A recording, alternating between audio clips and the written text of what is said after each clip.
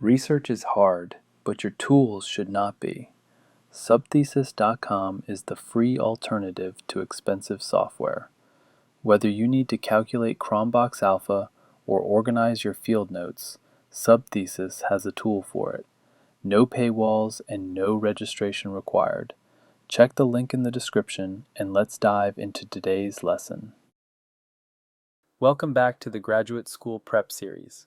One of the most practical questions graduate students face is whether to work while studying. The answer isn't one size fits all. For some students, working is financially necessary. For others, it's strategically valuable. For still others, it's a distraction that extends time to degree and reduces educational quality. The trade-offs depend on your program type, financial situation, career goals, and personal circumstances. Making the wrong choice can mean struggling financially, delaying graduation unnecessarily, or missing out on professional development opportunities. By the end of this video, you'll understand the genuine trade-offs of working during graduate school and be equipped to make an informed decision for your specific situation. Here's what you'll learn. First, you'll evaluate the real trade-offs between working and focusing entirely on academics during graduate study. Both paths have advantages and costs. Second, you'll identify appropriate work arrangements for different program types. What makes sense for a professional master's student differs from what makes sense for a doctoral student. Third, you'll develop practical strategies for balancing employment with academic demands if you choose to work. Balance is achievable, but requires intentional management. Fourth, you'll make informed decisions about work based on your individual circumstances rather than general assumptions. Let's start with understanding the case for working. Working during graduate school offers clear financial benefits. Income from work reduces how much you need to borrow. Every dollar earned is a dollar you don't need to take in loans, pay interest on, and repay after graduation. For students without full funding, work income can dramatically reduce educational debt. Working maintains lifestyle continuity for those coming from professional careers. Rather than dramatically reducing your standard of living to survive on a graduate stipend, continued employment allows you to maintain housing, support family obligations, and preserve financial stability. Employment provides a financial cushion for emergencies. Graduate school involves unexpected expenses, conferences, research costs, health issues, family emergencies. Having income beyond bare necessities provides flexibility to handle surprises. For students with dependents, working may not be optional. Supporting a family on a graduate stipend alone is extremely difficult. Continued employment may be necessary to meet family obligations while pursuing education. Beyond finances, working offers professional benefits. Maintaining career continuity prevents gaps in your professional history. For professional master's students especially, continuing to work means continuing to advance rather than pausing your career for education. Working allows immediate application of what you learn. Concepts from coursework become real when you apply them to professional problems. This integration deepens learning and demonstrates practical value. Professional employment expands your network beyond academic circles. Colleagues, clients, and professional contacts become part of your career network. These relationships may generate opportunities after graduation. For professional degrees, continued employment strengthens post-graduation prospects. Employers value candidates who've maintained professional engagement alongside education. You graduate with both the degree and continued experience, making you more competitive. Working comes with real academic costs that must be honestly evaluated. Reduced time for coursework, research, and study affects academic performance. Graduate education is demanding. The hours spent at work are hours not spent studying, reading, writing, or conducting research. Time is finite. Working may extend your time to degree. Students who work significant hours often take longer to complete. A 2-year program becomes 3 years. A 5-year doctoral program becomes 7. Extended timelines mean more tuition, delayed career advancement, and prolonged life in the student stage.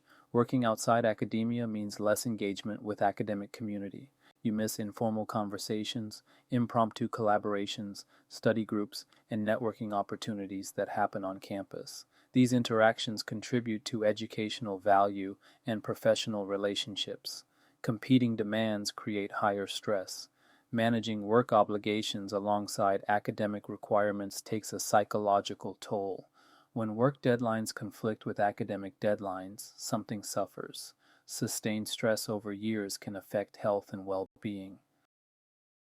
For those pursuing academic careers, working outside academic roles carries career costs. Less time for research development weakens your academic profile. Publications and research experience matter enormously for academic job market success. Hours at an outside job are hours not spent on research. Fewer conference presentations and publications result from reduced research time. Your CV at graduation determines your competitiveness. Students who focused entirely on academics often have stronger publication records. Reduced time on campus means reduced mentorship and advising. The informal guidance from faculty, the spontaneous conversations that shape your thinking, and the relationships that generate recommendation letters all require presence and time. Working outside academia may signal less commitment to the academic path. Faculty may question whether you're serious about academia if you're maintaining outside employment. Fair or not, this perception can affect opportunities and recommendations. Program type significantly affects work decisions. For doctoral programs, full-time focus is typically both expected and advisable. Doctoral education is intensive. The research training, comprehensive preparation, and dissertation development require concentrated attention that outside employment disrupts.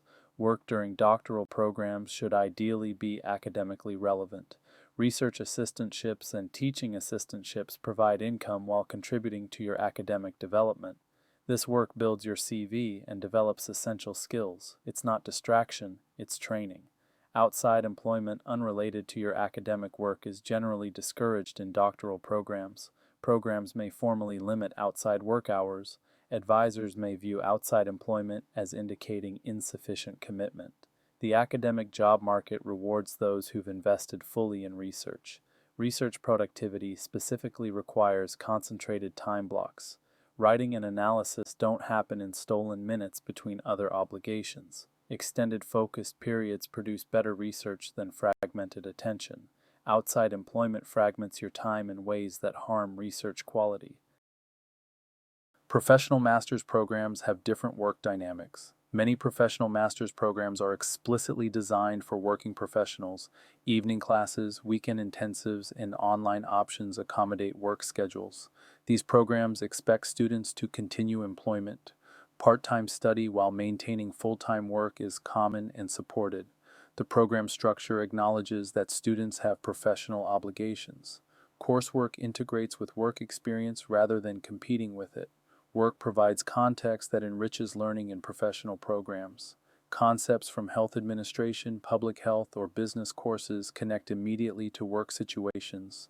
Learning and application happen simultaneously. Balance is challenging but expected. Professional programs know their students face competing demands. Support systems, peer networks of other working students, and faculty understanding help manage the challenges. You're not unusual for working, you're typical. Different types of work arrangements serve different purposes. Graduate assistantships, both research and teaching, provide compensation in exchange for academic work. They typically include tuition waivers plus stipends. This is ideal employment for doctoral students, income, experience, and career development combined. Professional continuation means maintaining a pre-existing career while pursuing education. This works best for professional master's students in part-time programs. You keep your job, salary, and career trajectory while adding educational credentials. Part-time employment provides supplemental income without major career implications. Retail, service industry, or administrative work generates income but doesn't advance your professional goals. This may be financially necessary but isn't strategically valuable beyond the paycheck. Freelance and consulting work offers flexibility. Project-based professional work can accommodate academic schedules while providing income and maintaining professional skills. This requires self-discipline but offers advantages over fixed schedule employment. Research on undergraduate and graduate students suggests patterns in work hours and outcomes. Studies indicate that working 10 to 15 hours weekly may actually enhance academic outcomes. The structure and time management that modest work requires can improve overall productivity.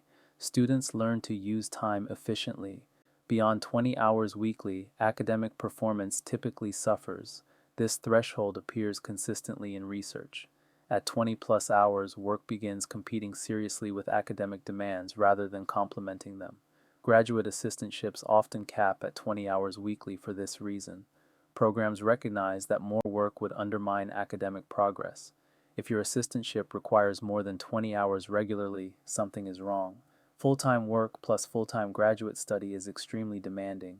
Some students successfully manage this, but it's grueling.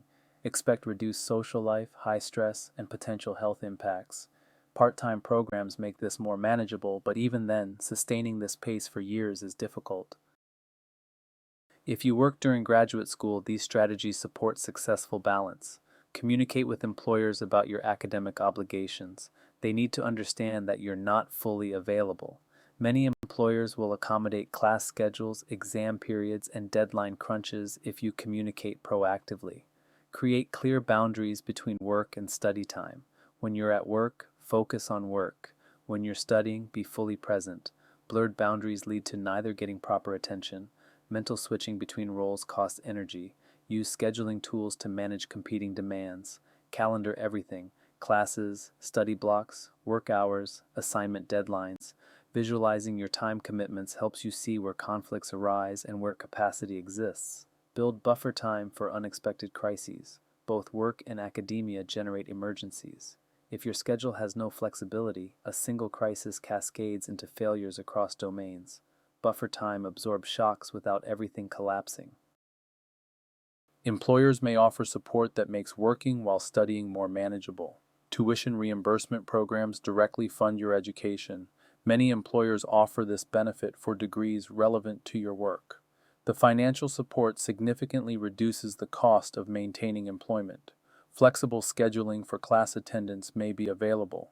Employers may allow adjusted hours, remote work during class times, or schedule modifications that accommodate your academic requirements. Ask what's possible. Reduced hours during intensive periods can help during exams, comprehensive preparation, or dissertation writing. Some employers allow temporary reduction to part-time status or leave during critical academic periods. Alignment between your graduate work and professional development can benefit employers. If your education improves your work performance, employers have incentive to support you. Frame your education as benefiting them too. Not all employers offer these supports, but many do. Explore what's available before assuming you must choose between work and school.